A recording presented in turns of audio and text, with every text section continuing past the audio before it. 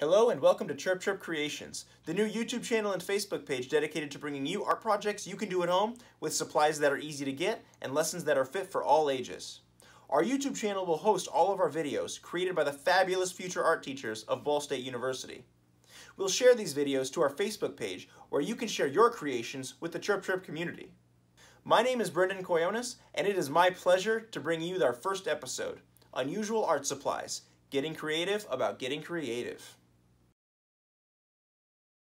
This episode is all about thinking outside the box when it comes to what you can use to make art.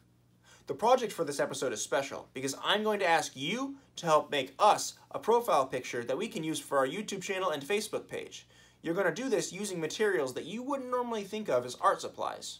We're going to choose one of the projects submitted to our Facebook page to use as our profile picture. So make sure you pay attention as I show you how to get creative about getting creative. First, let's talk a little history and how other artists have faced similar challenges. Because times are tough right now, and you might not have access to many of the normal art supplies. Things like drawing pencils and special drawing markers, normal drawing paper and canvases for paint. You may have none of these at home. I know it's tough for me to find stuff to make art with, but you and me, we're artists, and artists don't stop making things just because we can't find the normal art supplies. A couple of months ago, I was taking a tour at the David Siqueiros Museum of Art on Ball State's campus. We were looking at some artworks made by famous Mexican artists or artworks inspired by famous Mexican artists.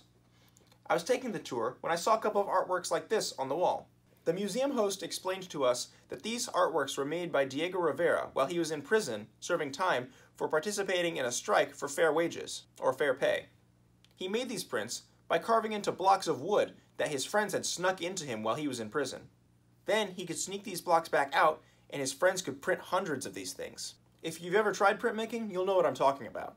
But it hit me and inspired me that even though Diego Rivera was in prison, he never stopped making art.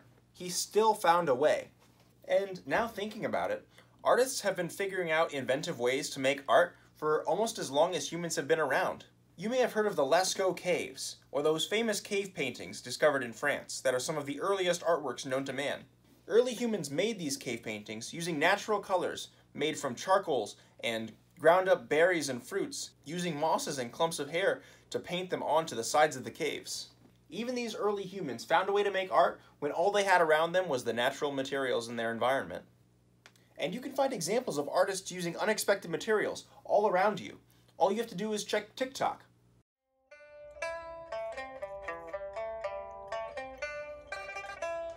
One, two, three, let's switch this up. That's another art education major at Ball State named Jenny Schellebarger. She used paint on her jeans pockets to make those butterflies and clouds. And here's another example I saw on my Snapchat the other day.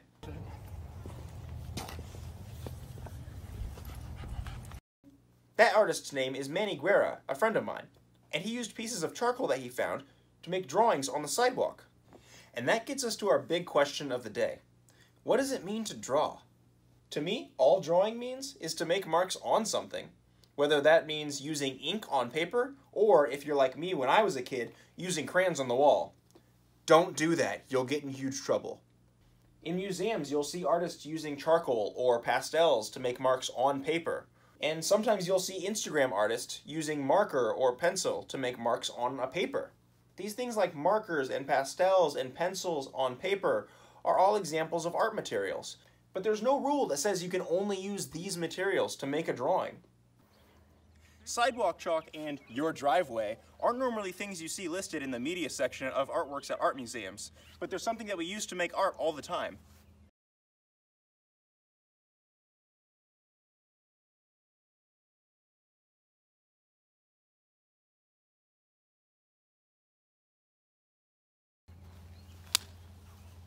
So all you need to make a drawing is something to make a mark with and something to make a mark on.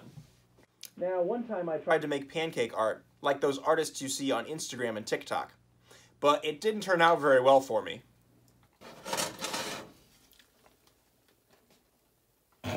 That's because of two things. First, I wasn't very good at making pancakes at all, and second, I wasn't very good at using pancake batter to make art. I'd never done it before. When an artist uses materials that they've never used before, they have to do some experimenting, and learn about the materials they're using to get good at them.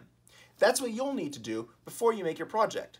The first step that you'll need to do is to try some experimenting, like an art scientist. Find some materials that you wouldn't normally think of to make art. Remember, this can be something to draw with, like, say, a paint marker, or like a highlighter, or a dry erase marker, or the sidewalk chalk from earlier, or something to draw on. I have a block of wood here. I have an old apron. You could use an old shirt or piece of clothing that you don't want anymore and want to draw on. Cardboard. And if I wanted to challenge myself, I could try toilet paper. Remember, one of these shouldn't be a normal art supply. So if I'm drawing on wood, then maybe I'll try using normal colored pencils.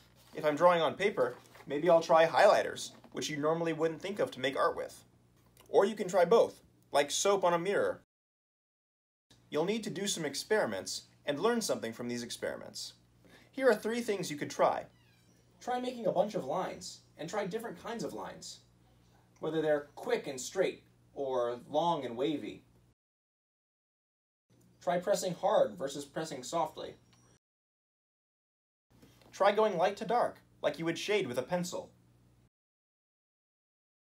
Try drawing different shapes and shading them in different ways. Try different colors and see how they show up. As you're doing these things, ask yourself, are the materials you're using wet and need some time to dry? Or are they dry and powdery, like they make a little pile of dust on your materials? Are they transparent or see-through? Or are they opaque or completely solid and you can't see through them? As the medium goes across the surface, does the texture of the surface show through? Is it smooth or rough? What happens if you wipe the surface with your fingers or a towel after you apply a medium? Does it smudge? Does the media easily rub off of the surface? So as you do some of those experiments, making different kinds of lines, trying light from dark, making different shapes, be thinking about some of those questions and think about how to use those materials you chose like an artist. Then, once you feel comfortable using your materials, it's time for the final art project. Now, like I mentioned in the beginning, this is a new channel, and we need a good profile picture.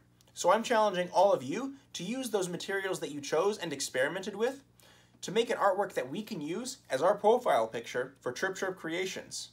Now, there are only 3 requirements for making your final artwork for this project. Number 1, you have to use those materials you chose, and either the thing you're drawing with or the thing you're drawing on can't be a normal art supply. So you could use, for example, highlighters, which aren't normal art supplies, on printer paper, which might be. You can use regular pencils, which are a normal art supply, on wood, which isn't a normal art supply. Or you can get creative and do both. Requirement number 2, we'd like our profile picture to include a cardinal, Ball State's mascot, in some way. So, that red bird who is the state bird of Indiana should be in your artwork. Requirement number 3, Chirp-Chirp Creations is all about making art, so your artwork should tell us that. Include something art-related in your final artwork, whether that be normal art materials, or maybe you make your cardinal an artist. Who knows? That's really up to you. So those are the 3 requirements for your project, and an artwork made by one lucky winner will be chosen to be our profile picture in the future. Post your creations and any questions you have in the comments. I look forward to seeing the work you make in response to this video and to future videos by Chirp-Chirp Creations. Now it's time to get experimenting. Good luck and happy art making!